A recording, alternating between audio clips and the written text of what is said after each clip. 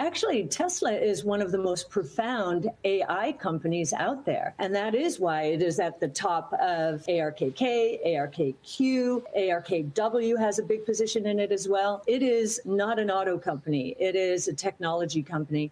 And autonomous taxi platforms, we believe, are the biggest opportunity in the next 5 to 10 years out there around artificial intelligence. So just to give you a sense of that, Tesla right now, its gross margins are in the 25% range. That's electric vehicles. We think they're going up from there. But autonomous is a SaaS model.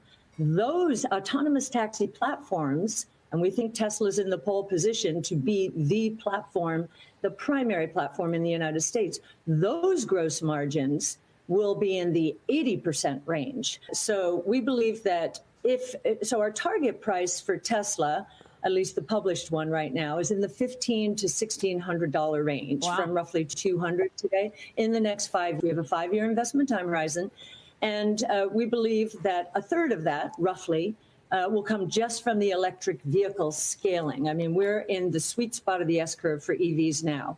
The rest of it will come from AI. And we think, those looking for killer apps, that's probably the biggest killer app out there globally.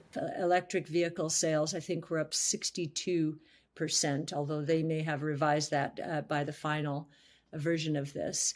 And we go into the Wright's law and how it's impacting batteries and drivetrains. And, we show that EVs have hit price parity with gas-powered vehicles. And now they're about to go into another accelerated decline in price as gas-powered vehicles just will not be able to compete. So we do think that gas-powered vehicles are serious risk here. And we get into autonomous ride-hail, and we believe that Tesla's in the pole position there, certainly in the United States. But we also highlight once again how global oil demand is at risk because of electric and autonomous. And we would not be surprised by the year 2035 to see oil demand down 30% from where it is today. And even by 2030, by 5% or 5 million barrels per day lower than it is today.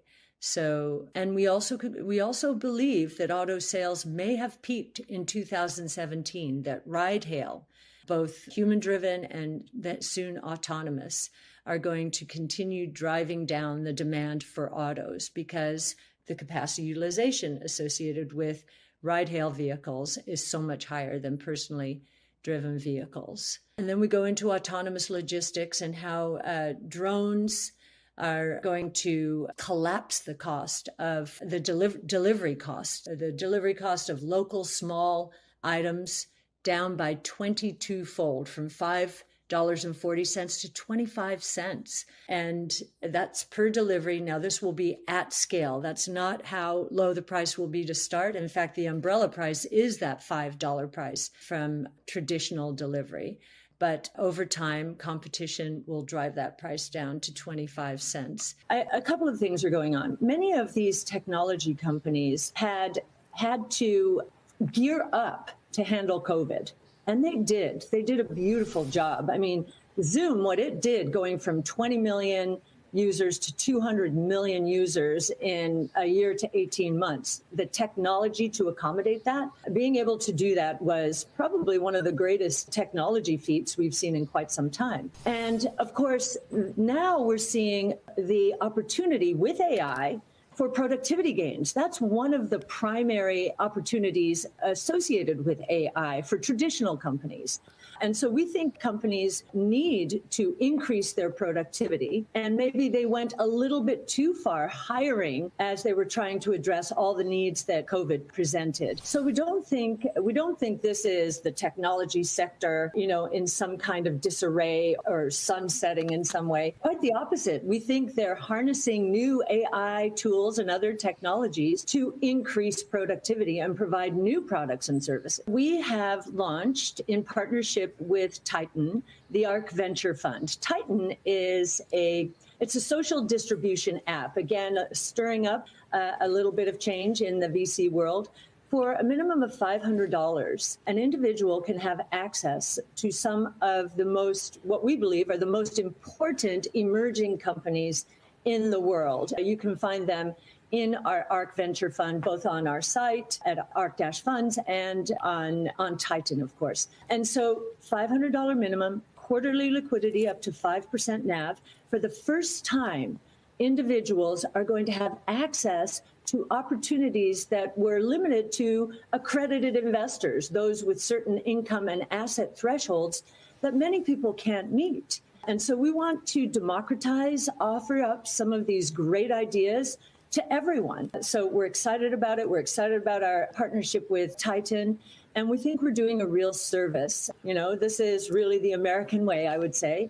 And then the other thing we're doing is we've launched in partnership with Eaglebrook 2 SMAs, one a cryptocurrency SMA, separately managed account, and another a crypto asset, because we believe this new asset class is going to be incredibly important in terms of transforming the world, but also diversifying portfolios. As I mentioned, I think the bond market is seeing something a little different from what the Fed and maybe what we're seeing from food prices and so forth. If you look at gold, the gold price, which I think is a very important price in terms of people flocking to it for inflation hedge. It peaked way back in August of 2020 and is a leading indicator. I think the biggest reason is interest rates coming down, inflation coming down, because the terrible performance in growth and innovation-based strategies over the last 18 months had been a function of expectations that interest rates and inflation would continue to rise and that we were stuck in a 70s style inflation. We are not. I think the bond market is beginning to lead the Fed. And yes, I do think we're not going to go straight up, of course. We don't want to go straight up. We want this to be much more deliberative in terms of investing. So yes. And new NASDAQ, this is an expression we've been using. We were trying to communicate last year, hey, our portfolios do not include the stocks in the NASDAQ for the most part, except for Tesla, perhaps. And, you know, the world is changing incredibly quickly here.